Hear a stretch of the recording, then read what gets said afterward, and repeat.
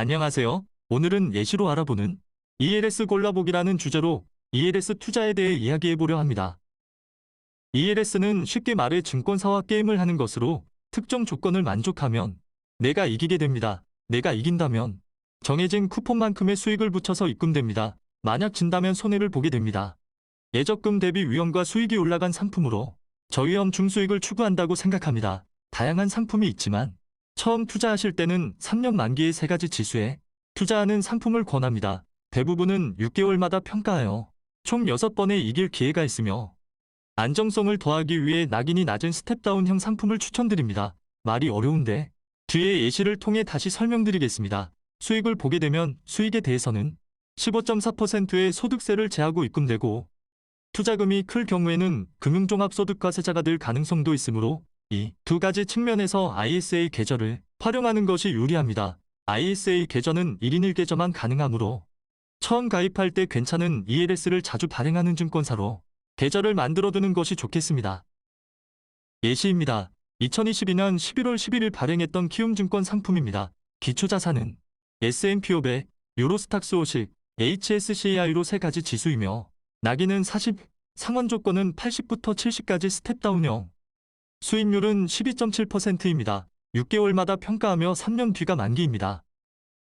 발행일의 종가 가격이 기준이 됩니다. 낙인이 40이라는 것은 기준 가격의 40%가 낙인으로 정의됩니다. 6개월마다 평가일을 맞이하게 되며 이 예시의 경우 첫 조건은 80입니다. 이에 첫 기준 가격의 80%가 첫 평가일로 기준점이 됩니다. 이때 6개월 뒤 정해진 날의 종가를 봤을 때 세 지수가 모두 평가 기준점보다 높게 되면 내가 이기게 됩니다. 이때 내가 이길 경우 6개월 뒤이므로 연수익률 12.7% 기준, 즉 6.35%의 세전 수익을 확정하게 됩니다. 다시 말해 가입 당시 기준가보다 3가지 지수가 모두 현재보다 20% 이상 떨어지지 않는다면 수익을 보게 됩니다. 만약 셋 중 어느 하나라도 20% 이상 떨어져 1차 평가일 상환에 실패했다면 같은 방법으로 2차, 3차, 4차, 5차 평가일의 기준점보다 높은 치 평가하여 승패를 결정합니다. 이때까지 낙인은 수익 결정에 아무 상관이 없습니다. 그러나 계속해서 승리에 실패하여 만기일인 3년 뒤가 되었다면 내가 이길 수 있는 방법은 2가지입니다. 이전과 마찬가지로 세 지수가 모두 기준점 이상일 때 또는 3년간 종가 기준 낙인을 한 번도 터치하지 않았을 때입니다.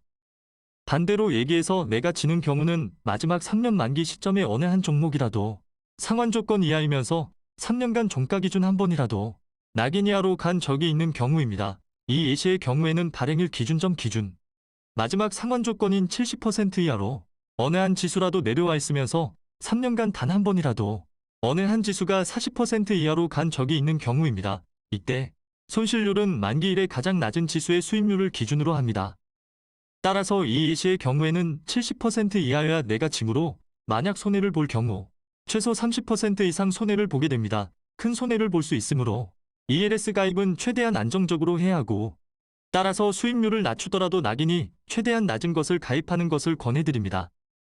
ELS를 고를 때는 낙인을 제일 우선해서 보고 그 다음으로 마지막 상환 조건이 얼마인지 봅니다. 여기까지가 만기인 3년 뒤까지 갔을 때 승패를 좌우하는 두 요소입니다. 그 다음으로 첫 상환 조건을 봅니다.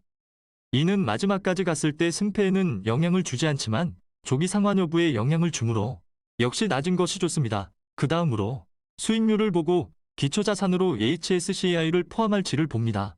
보통 ELS로 발행되는 지수 중에 가장 변동성이 큰 것이 HSCI 지수이므로 이 지수가 높을 때는 주의가 필요합니다. ELS는 주가가 많이 하락했을 때 수익률도 좋고 낙인을 터치할 가능성이 낮으며 조기 상환 가능성이 높아 가입하기 좋습니다. 물론 이 시기에 주식을 산다면 더 큰 수익을 볼 수도 있겠지만 더 큰 손해를 볼 수도 있기 때문에 어느 범주에만 들어도 심지어 오르지 않더라도 수익을 볼 수 있는 ELS 투자도 공부해 보시기를 바랍니다.